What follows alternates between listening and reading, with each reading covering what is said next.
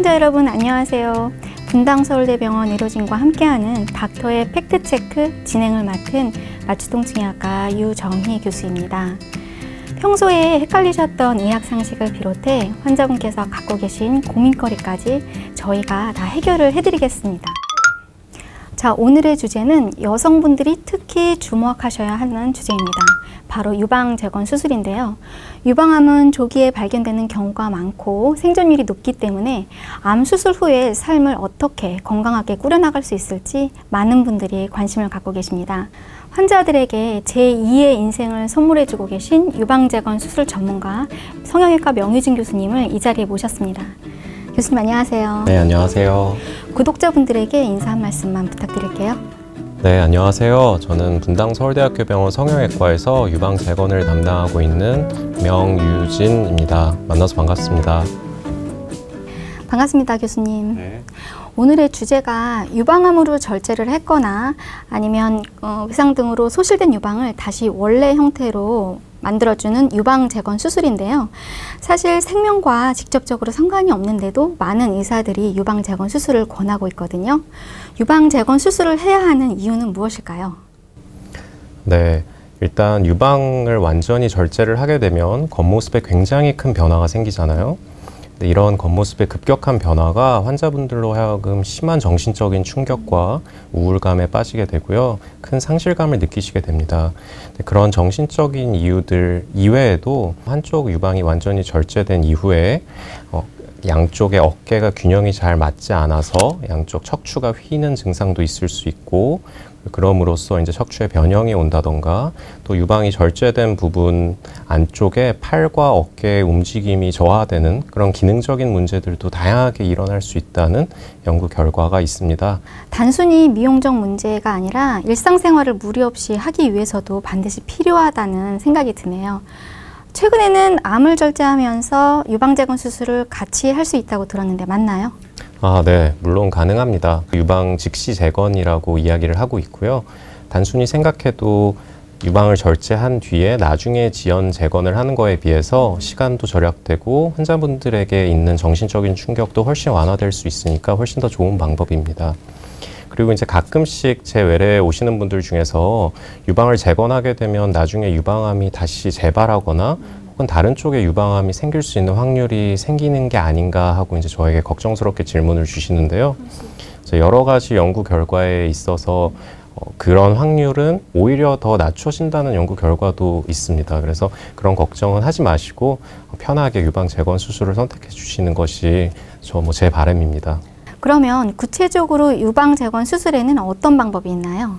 네, 유방재건 수술에는 이제 크게 분류하면 두 가지 방법이 있습니다. 이제 자기 살로 재건하는 자가 조직을 이용한 방법과 보형물을 이용한 방법이 있는데요. 먼저 자가 조직 재건을 설명을 간략하게 드리면 말 그대로 이제 자기 살로 재건을 하는 겁니다. 그래서 자기 가슴 이외의 다른 부위, 가장 흔하게는 이제 배, 등, 허벅지 같은 부분에서 이제 남는 살을 떼어다가 이제 가슴을 재건을 해주는 방법이고요. 의외로 이제 뱃살이 많으신 이제 분들이 배를 떼다가 이제 가슴을 하니까 이제 재건 수술을 하신 다음에 배가 더 날씬해져서 더 좋아하시는 분들도 있습니다. 예, 몸매에 고민이 있는 사람이라면 이제 한 번쯤 상상을 할 법한 그런 방법이에요. 네, 맞습니다. 그리고 특히 이제 자기 살로 하기 때문에 이제 촉감도 훨씬 좋고요. 보형물로 재건 수술을 하는 거에 비해서 이제 감각이나 이제 운동 기능 향상도 훨씬 더 있을 수 있습니다만, 이제 단점으로는 자기 살을 그냥 단순히 옮기는 것이 아니라 그것을 이제 먹여 살리는 혈관을 같이 떼어다가 미세 재건 수술을 통해서 하기 때문에 수술 시간이 조금 오래 걸리기는 하고요. 그다음에 가슴 이외에 그 살을 뗀 자리에 흉터가 생기는 것이 조금 아쉬운 부분이라고 하겠습니다. 그럼 교수님 두 번째 방법에 대해서 좀 자세히 말씀을 해주세요. 우리가 이제 주변에서 흔하게 얘기하는 이제 가슴 확장 수술, 가슴 확대 수술을 할 때 사용하는 실리콘 보형물을 가지고 재건을 하는 방법입니다. 다른 데 수술을 더 할 필요가 없고 가슴만 수술을 한다는 것이 이제 가장 큰 장점이고요. 그래서 다른 부분에 흉터를 만들 필요 없이 유방을 안전하게 재건할 수 있다는 큰 장점이 있습니다. 다만 이제 단점으로는 이제 한쪽만 보형물이 들어가기 때문에 시간이 지나면서 자연스럽게 처지는 반대쪽 가슴에 비해서 보형물이 들어가 있는 가슴은 그대로 남아있을 가능성이 높거든요. 그래서 비대칭이나 혹은 이제 보형물 자체로 인한 구형 구축 등의 합병증에 대한 위험이 조금 있을 수 있는 것이 조금 아쉬운 점일 수 있겠습니다. 자, 이제는 환자분들의 고민을 들어보는 궁금증 팩트체크 시간을 통해서 유방재건술에 대해서 조금 더 자세히 알아보도록 하겠습니다. 교수님께서는 질문을 듣고 O 또는 X로 대답을 해주시면 되겠습니다. 네. 자, 첫 번째 질문입니다. 10년 전쯤에 유방암 수술을 한 40대 여성입니다.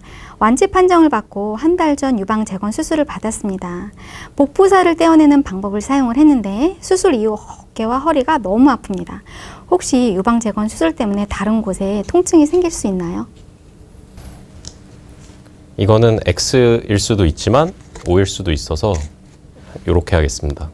네. 일단은 X는요. 유방 재건 수술을 이제 복부 재건을 하게 되면 목벽의 약화, 그러니까 배에 힘이 잘 안 들어간다든지, 혹은 이제 배 부분에 이제 기침이나 복압이 증가하는, 뭐 예를 들어서 화장실을 간다든지 했을 때 배 부분이 좀 불편하신 것들을 많이 호소하시고요. 어깨나 등 같은 경우에는 직접적으로는 연관은 없습니다. 근데 제가 이제 이렇게도 하는 것은 뱃살을 떼어낸 다음에 꼬매고 이제 굉장히 많은 살을 꼬매기 때문에 수술 이후에는 숙이고 있어야 되는 기간들이 조금 필요하거든요. 대개는 수술한 다음에 한 2주간은 이렇게 구부리고 있는 경우들이 있기 때문에 그랬을 때 그 구부리고 있는 걸로 인한 통증이 있을 수 있고요. 그리고 이제 어깨 같은 경우에도 겨드랑이에서 혈관을 연결한 다음에 대개 한 일주일에서 한 2주일 정도는 절대 안정을 취하라고 말씀을 드리거든요. 그런 것 때문에 어깨 관절이 조금 굳어서 그런 걸로 인한 통증이 있을 수 있습니다. 두 번째 질문입니다. 5년 전에 유방재건 수술을 한 사람입니다. 처음엔 괜찮았는데 요즘 들어 실리콘의 경계선이 손으로 만져져요. 그리고 겉으로 봤을 때 조개 껍데기 같은 커다란 주름이 져 있는데 혹시 재수술을 해야 할까요? 일단은 무조건 수술을 해야 하는 것은 아닙니다. 이제 경계선이 보이고 쭈글쭈글한 주름이 나타나는 것을 이제 전문 용어로는 리플링이라고 하는데요.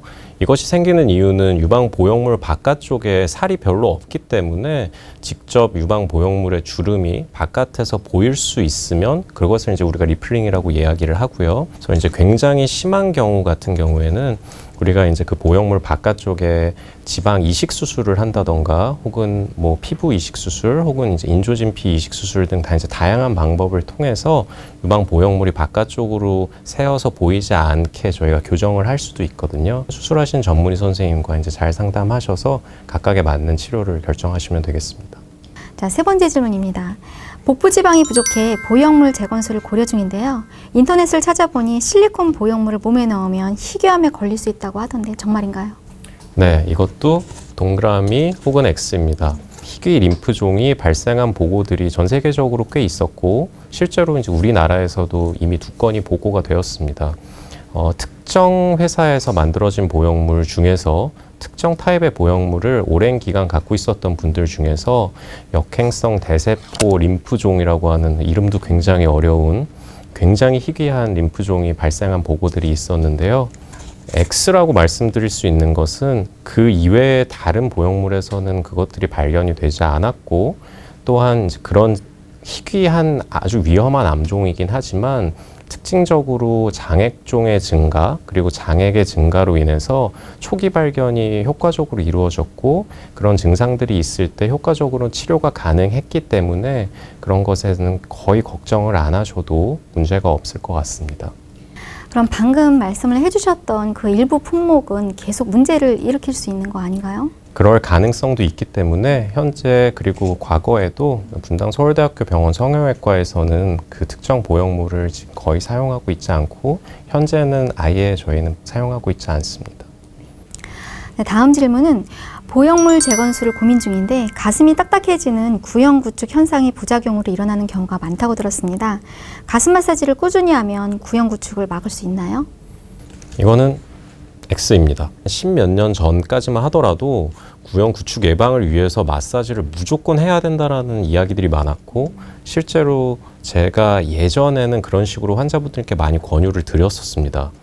다만 이제 그 이후로 단순히 구형 구축의 예방을 위해서 마사지만이 좋은 것이 아니고 대개는 그런 수술한 방법과 그 들어가 있는 보형물의 종류에 따라서 가장 적합한 마사지의 방법, 마사지의 강도를 수술하신 의사 선생님과 같이 공유하시고 잘 교육받아서 적합하게 시행하시는 것이 구형 구축을 예방할 수 있는 방법이라고 하겠습니다. 5년 전 유방암 판정을 받고 유방 전 절제수로 복부 재건을 했습니다. 이후에는 항암 치료도 몇 번 받았고요. 내년부터 남편과 임신을 준비하려고 하는데 임신이 되지 않을까 봐 불안합니다. 복부 재건을 받은 경우라도 임신을 할 수 있나요? 네, 할 수 있습니다. 물론 복부 재건 수술을 하면 상당히 많은 양의 피부 그리고 그 안쪽에 있는 조직을 떼어내기 때문에 임신을 100% 예정하고 계시는 분이라면 사실 저는 개인적으로는 보형물이나 아니면 다른 부분의 자가조직 재건을 추천을 드리고 있기는 합니다만 이런 복부 재건 수술을 할 때는 그 배 안에 있는 근육과 근막 등 그런 조직들이 상당히 약해져 있기 때문에 임신을 하시게 되면 복압이 올라가는 경우가 굉장히 많고 그래서 그런 걸로 인한 탈장이나 혹은 이제 장이 조금 튀어나오는 그런 증상들이 있을 수 있기 때문에 임신 기간 중에 항상 전문의 선생님과의 자세한 검진이 필요하고 항상 그런 거에 주의를 하시면 되겠습니다. 유방재건 수술 후에 비행기를 타면 기압 차이 때문에 수술한 부위가 터질 수 있다고 들어서 걱정이 됩니다. 사실인가요? X입니다. 이거는 꼭 유방 재건 수술일 뿐만이 아니라 다른 여러 가지 수술을 하신 분들이 굉장히 흔하게 묻는 질문이시는데요. 기압, 대개는 비행기 안의 기압은 우리가 일반적으로 생활하는 공간에 비해서 약간 적은 기압으로 비행기 안이 유지를 하고 있습니다. 그래서 그런 그 저기압 때문에 수술 부위가 문제되는 경우는 사실 거의 없고요. 근데 다만 한 가지 걱정은 장기간 비행을 하시게 되면 우리가 이제 흔하게 이제 이코노미 클래스 증후군이라고 다들 이제 들어보셨겠지만 다리에 혈전이 생겨서 막힐 수가 있습니다. 근데 유방 재건 수술, 보형물 재건 수술, 유방암 수술 같은 경우는 수술 기간이 길기 때문에 혈전이 생길 수 있는 가능성이 굉장히 큰 수술들이고요. 저는 사실 장기간 비행은 조금 피하시는 편이 좋지만 단시간 비행은 크게 상관은 없고 제가 농담처럼 비행기를 타다가 해치를 열고 뛰어내리지만 않으시면 수술 상처는 문제가 없다고 설명드리고 있습니다. 네, 교수님 답변 정말 감사합니다. 지금까지 명유진 교수님과 함께한 팩트체크 시간이었습니다. 교수님, 유방재건 수술을 잘 받는 것도 중요하지만 수술 후의 생활도 중요하잖아요. 격렬한 운동까지는 아니더라도 일상생활로 복귀하기까지는 어느 정도 시간이 걸릴까요? 대개는 이제 환자분들이 주부이시다 보니까 집에서 살림하고 빨래하고 이제 아이들 밥 챙겨주셔야 되는데 그런 시간 언제부터 하실 수 있냐 그럴 때마다 사실 좀 저 마음이 아프기도 하고 그래서 저는 남편분한테 다 시키시라고 말씀을 드리고 있거든요. 그래서 이제 남편분들 많이 도와주시고요. 네, 보형물로 이용한 재건을 하고 확장기를 넣거나 그럴 경우에는 확장하는 시간이 한 2, 3개월 그 이후에도 또 이제 두 번째 수술을 하는 데까지 2, 3개월 정도 시간도 걸리고 네, 그리고 자가조직으로 수술한 경우에도 수술한 부위가 이제 완전히 아무는 데까지는 최소한 한 4에서 6주 가량은 걸리거든요. 그래서 그 동안에는 무리한 운동 혹은 무리한 활동을 최대한 좀 피하라고 저희가 권유를 드리고 있고 남편분 설거지, 빨래 많이 시키시라고 가족들의 도움이 더 중요할 것 같아요. 굉장히 중요합니다. 네. 그리고 수술 후에도 이제 재활이 굉장히 중요한데요. 꼭 수술 이후에 빠른 재활을 위해서 이런 전문의의 진료를 받으시는 것들을 추천드리겠습니다. 교수님, 그 유방재건 수술을 받았거나 혹은 고려하고 계신 환자분들을 위해서 격려의 말씀 한마디 부탁드릴게요. 네. 일단은 유방재건 수술은 생명이랑 직결되는 수술은 아닙니다. 다만 저희가 이제 수술을 하면서 느끼는 것 그리고 치료를 하면서 느끼는 저희의 마음은 생명보다도 오히려 더 중요한 수술일 수도 있다는 생각을 많이 하고 있거든요. 유방암 수술하시기 전 혹은 이제 유방암 수술을 이전에 하셨더라도 이제 재건 수술이나 이런 것들을 잘 알아보시고 전문의와의 상담을 받으셔서 이 좋은 치료의 혜택을 좀 많이 받으셨으면 하는 마음이 굉장히 큽니다.